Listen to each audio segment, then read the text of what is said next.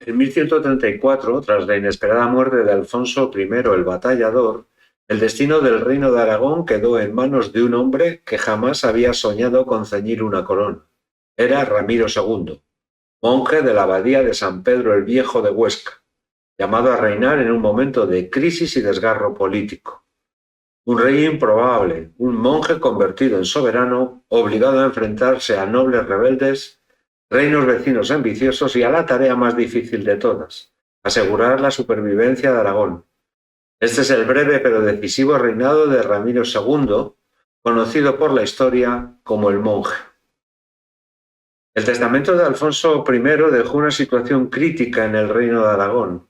Legaba los dominios a las órdenes militares del Santo Sepulcro, del Temple y del Hospital. Tanto la nobleza como la jerarquía eclesiástica aragonesa lo rechazaron, pues implicaba la desaparición de la monarquía como entidad independiente. De ahí que buscaran urgentemente un sucesor dentro de la dinastía navarro-aragonesa.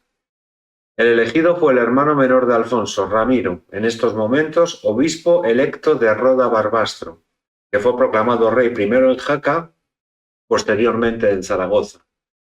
Para asegurar la fidelidad de sus súbditos, Ramiro confirmó fueros, se hicieron concesiones a tenentes, así como donaciones a la Iglesia. Una vez hecho esto, Ramiro tenía que establecer la unidad dentro de los dominios heredados ante la oposición de pamploneses y castellanos. Así, en noviembre de 1134 se celebró la ceremonia de entronización. Ramiro renunció a la vida monástica, lo que generó tensiones dentro de la Iglesia, pero fue aceptada en aras de la supervivencia del reino.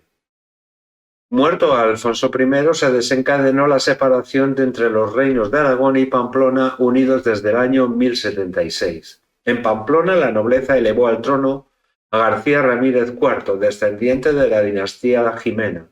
Esta nueva situación generó tensiones y ambos reinos buscaban hacerse fuertes ante la potencial amenaza de Alfonso VII de Castilla y León.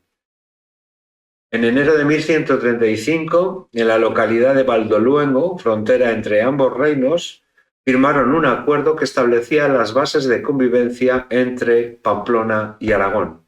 Ramiro II aceptaba la restauración de la monarquía pamplonesa en García Ramírez IV y éste reconocía la autoridad de Ramiro II de Aragón y rechazaba cualquier pretensión sobre la corona. El contenido de este acuerdo era el siguiente: hubo un apadrinamiento teórico. Ramiro II era el padre y García Ramírez IV era el hijo. Ramiro era el titular del poder soberano y García Ramírez realizaba funciones delegadas militares, ya que Ramiro estaba incapacitado por su condición de clérigo. Se delimitó la frontera tomando como base la partición realizada durante el reinado de Sancho Garcés III en el año 1035.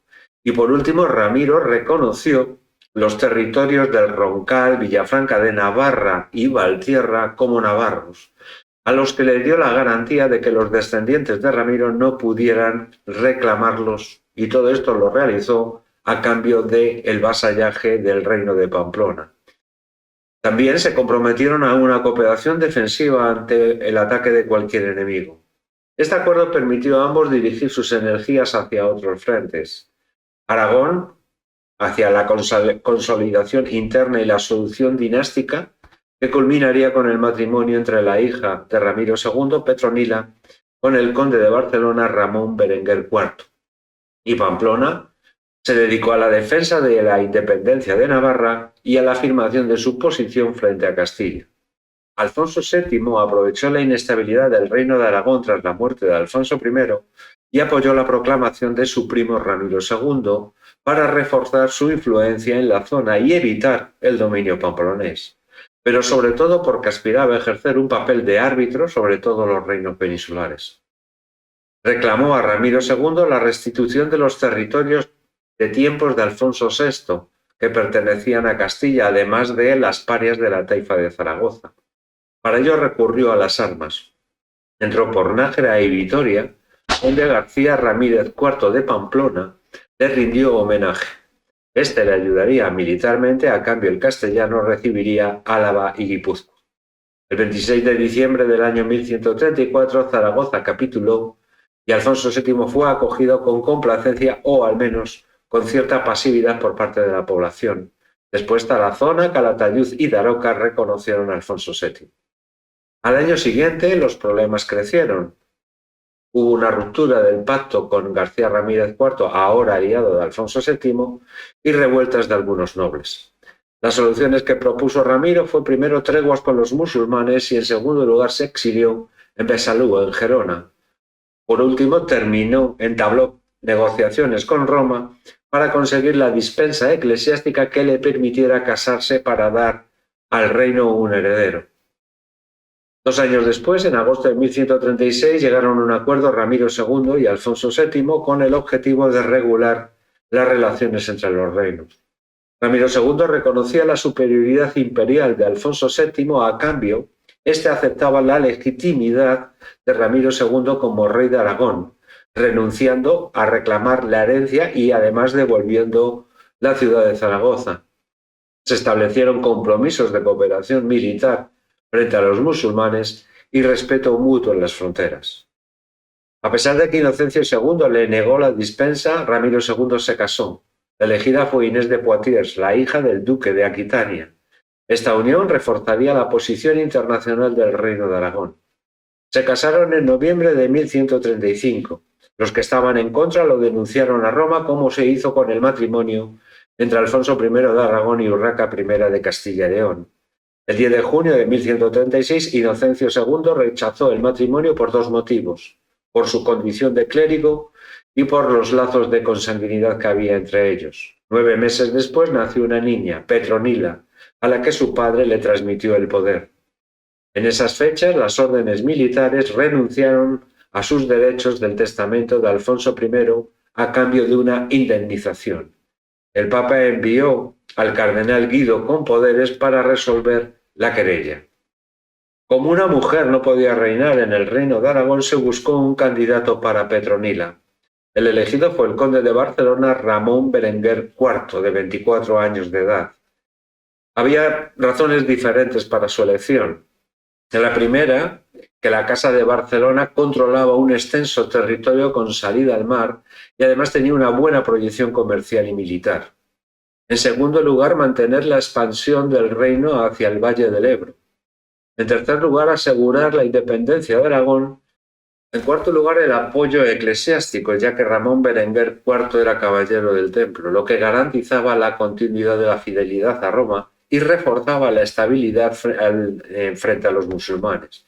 Y por último, contaba con el apoyo de los aragoneses, que veían en Ramón Berenguer un gobernante avispado, prudente y de grandes calidades humanas.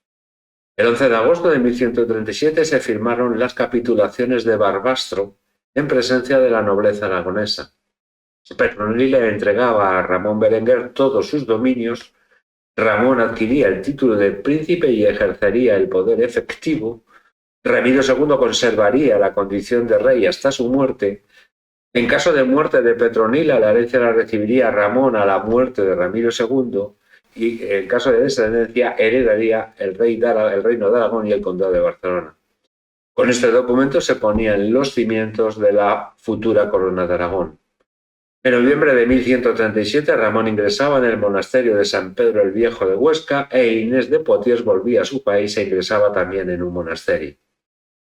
Petronila y Ramón Berenguer se casarían en el año 1150, cuando Petronila tenía la edad legal para contraer matrimonio canónico, que eran los 14 años. Solo 3 años duró su gobierno, pero fueron suficientes para marcar el rumbo de todo un reino. Ramiro II no fue un conquistador ni un caudillo militar, fue un hombre de fe, que supo ver más allá de su tiempo.